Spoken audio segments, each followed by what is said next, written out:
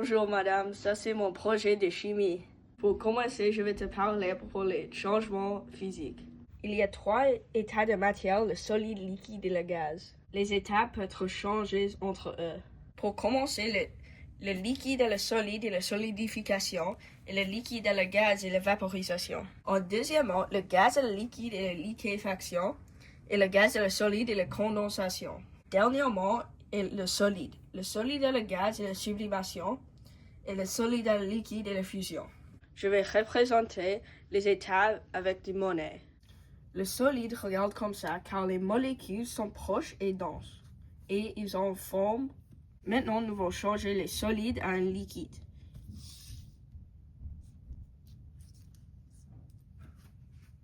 Maintenant, on peut voir que c'est un liquide car les molécules sont un petit peu plus séparées et ils n'ont pas une forme définie. Maintenant, nous allons changer de liquide à un gaz.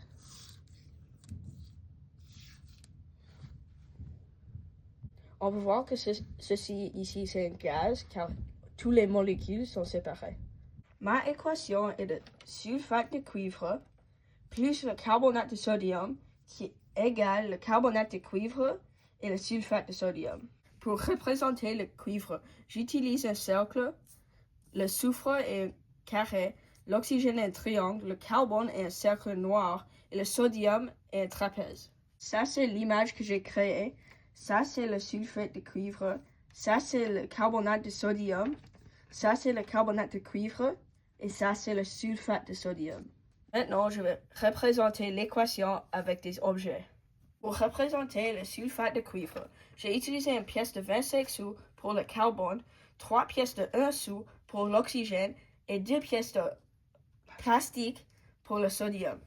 Pour représenter le carbonate de sodium, j'ai utilisé 1 pièce de Lego qui signifie le soufre, 4 pièces de 1 sou qui est l'oxygène et 1 pièce de 5 sous qui est cuivre.